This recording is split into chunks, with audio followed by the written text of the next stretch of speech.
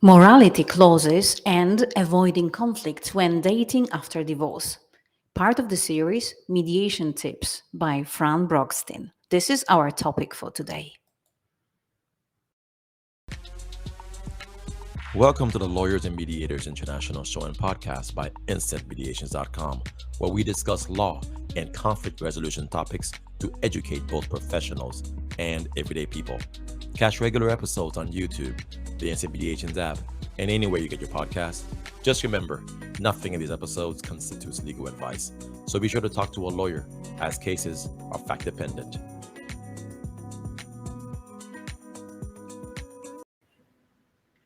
Hello and welcome. I am Natalia Ołowska-Czajka, advocate, mediator, and arbitrator from Warsaw, Poland, today from Houston, Texas.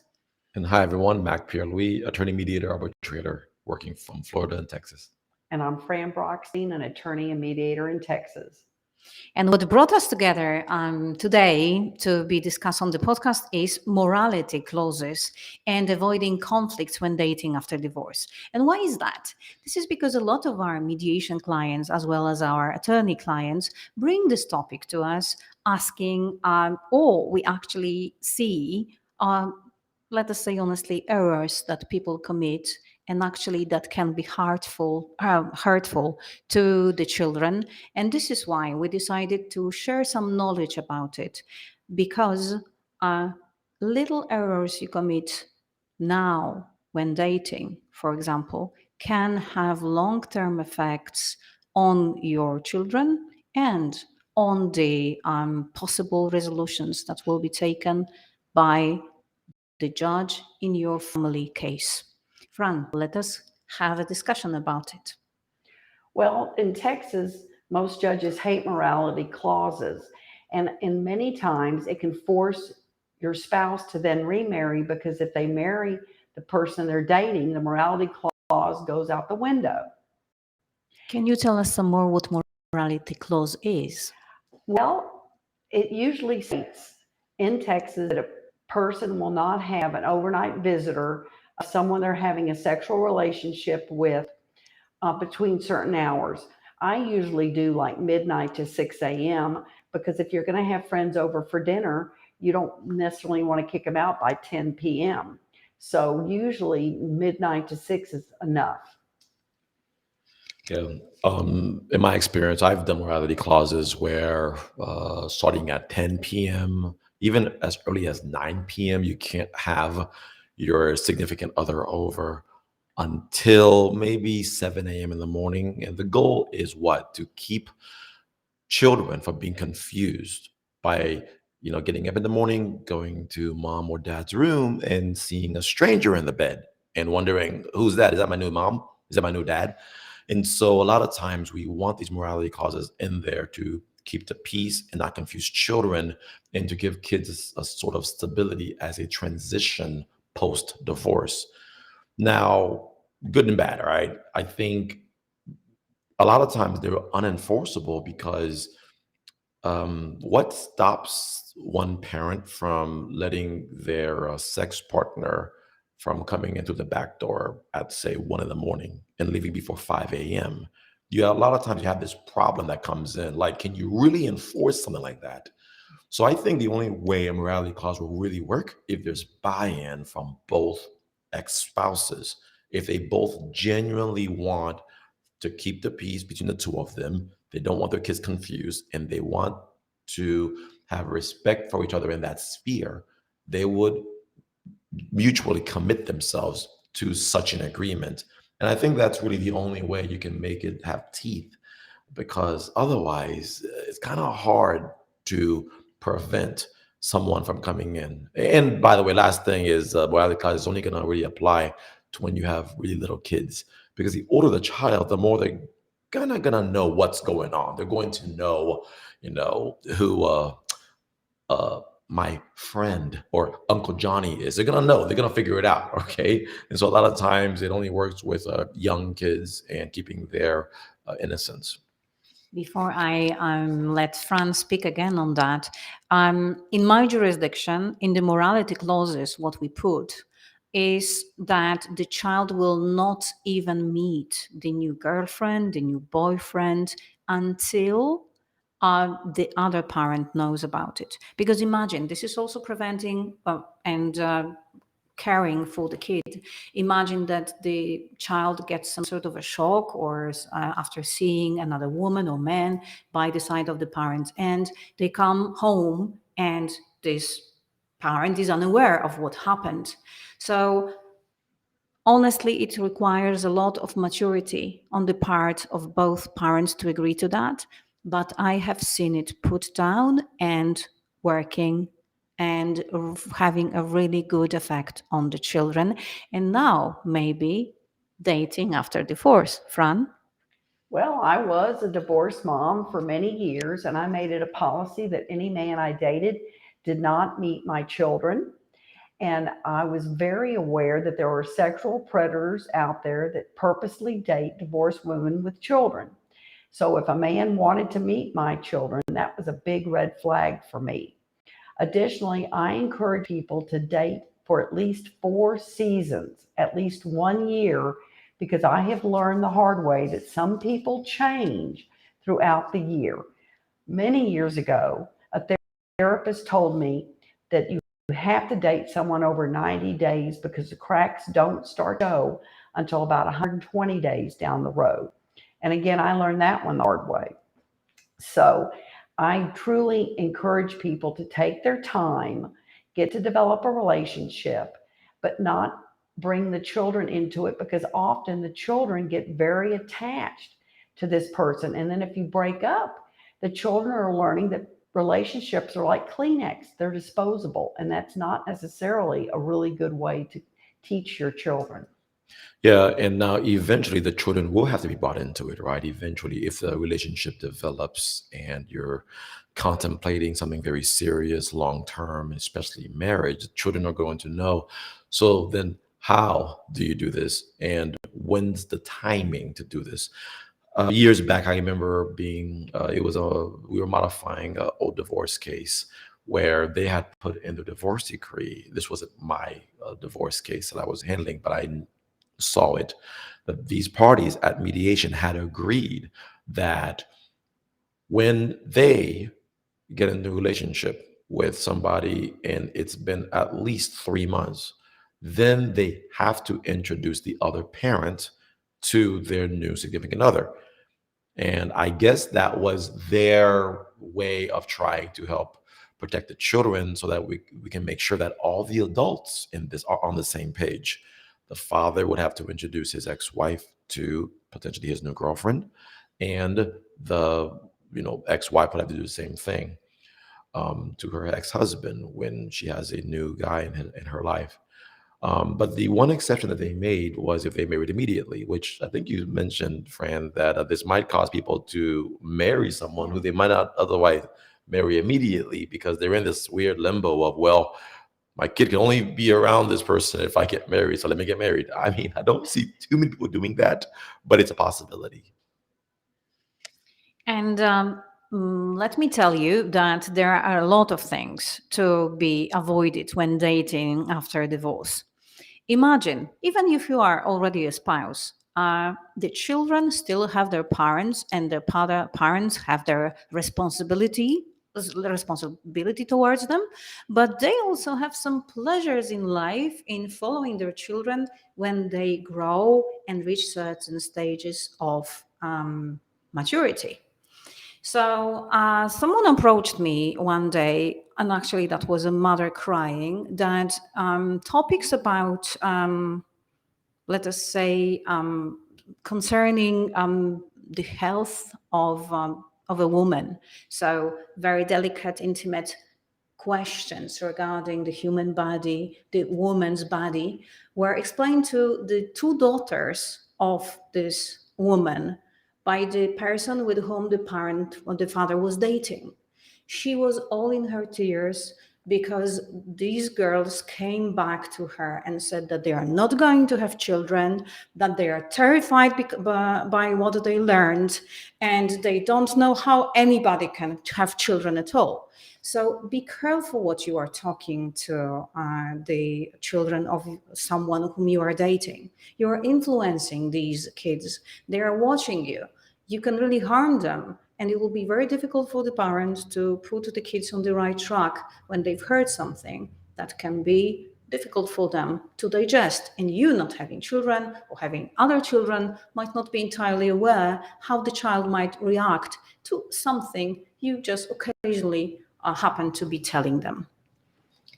So actually, my parents divorced when I was 33 and a practicing family law attorney. So I like to point out to people when I mediate that I don't care if your kid is 3, 13, 23, 33, or 43. If you divorce, it's going to impact your children. It was a very, very difficult time for me. In fact, I went into counseling because it was very difficult for me, even as an adult, to see my parents dating other people. And we had to develop a new relationship after their divorce.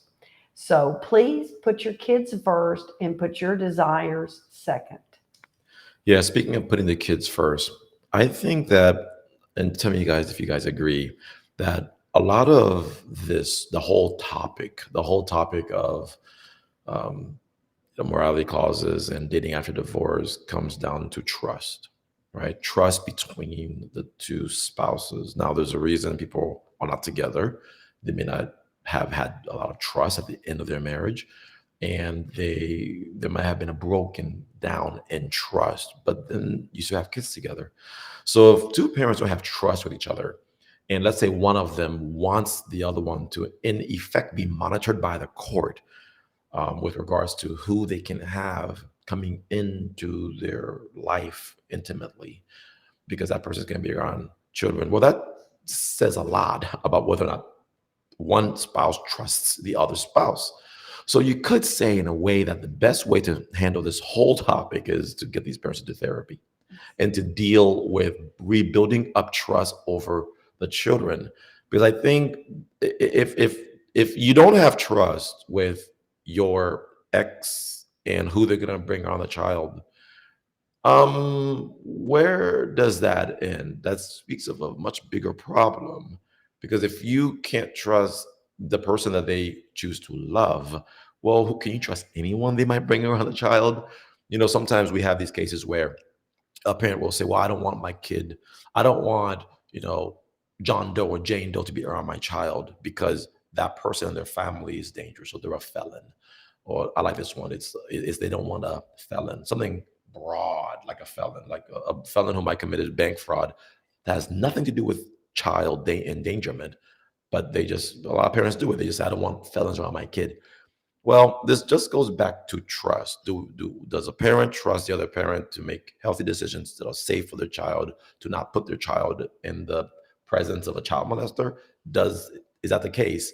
If it isn't, well, then that speaks volumes to why there needs to be some kind of parent facilitator, parent coordinator, some kind of therapy, joint counseling, co-parenting class, so many things that can actually help solve the underlying root problem. Many people think getting divorced are going to solve their problems. What I have found is that it changes your problems. And in my case, my ex and I went to a counselor for 2 years to learn how to more effectively co-parent our children. It was the best money I've ever spent. And now we co-grandparent our grandchildren. So this relationship never ends, it morphs. And I can speak from personal experience that it gets better over time if you work really hard and put the kids first. Another topic that is very conflicting when it comes to parents after divorce is actually physical contact of this new person with the child. That can be about hair, for example, a hairdo or a haircut.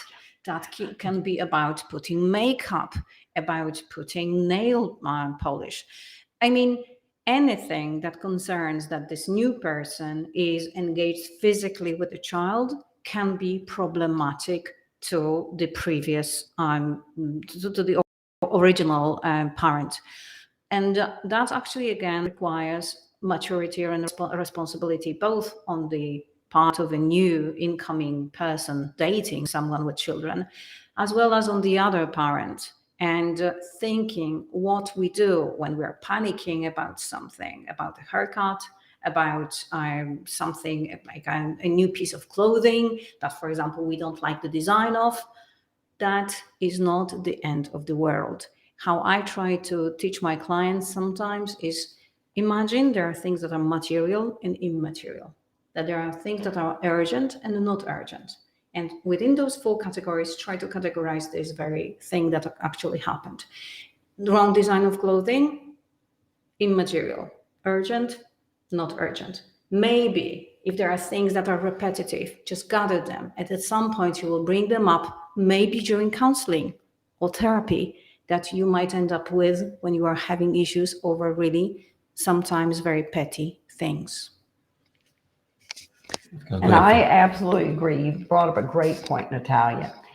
The step parent should not be doing things like getting the kids' hair cut, colored, do their nails, piercings, and tattoos. Anything that is permanent, especially permanent and life altering, that should be something the parents decide together. And that I've seen so many mothers get so upset when their daughter that had long hair to here comes home with a pixie. If you want to start a fight, get that kid's haircut. Yeah, I think we've all seen that. I've had that come up in my cases as well. And so I guess our general advice, not legal advice, to everybody out there, especially somebody who's going through this. Okay, maybe you came onto this video because you Googled some questions, some queries, and you land on this video and what it's talking about. It's if you're going to have a divorce and you're going to have a co-parenting relationship with the other parent, you need to, one, take it slow. Okay, I think that's one of your biggest things, right, Fran? And two, when you are going to introduce, make sure that the other parent has met your new, significant other, because nobody wants a surprise, not a surprise like that.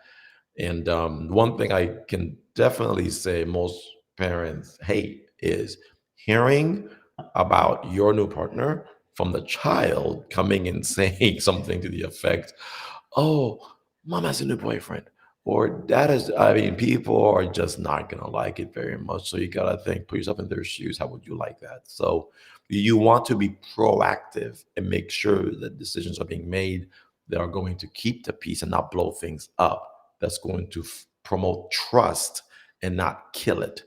That's my thing. Trust, trust, trust.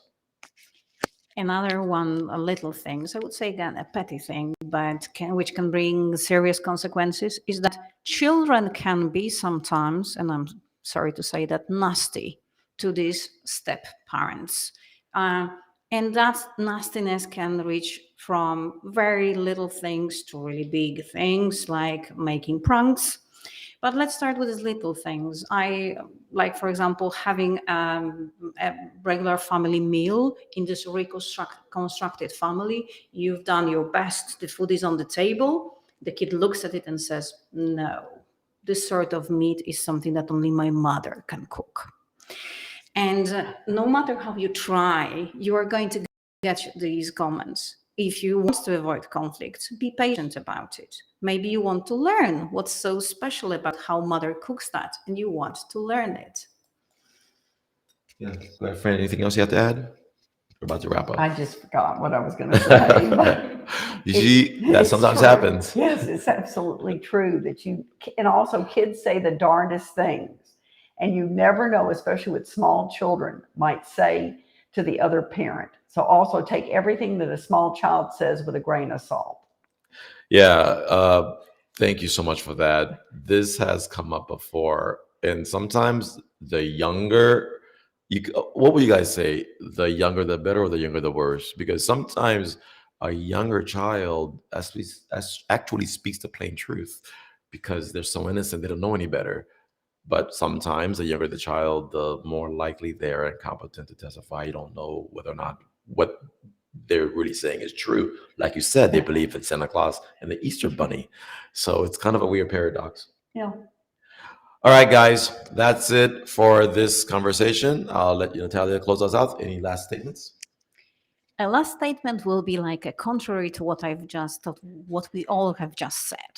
I met a couple the woman had a child from the previous relationship, but she was dating very cautiously without this child. The relationship developed very quickly and they got married very quickly.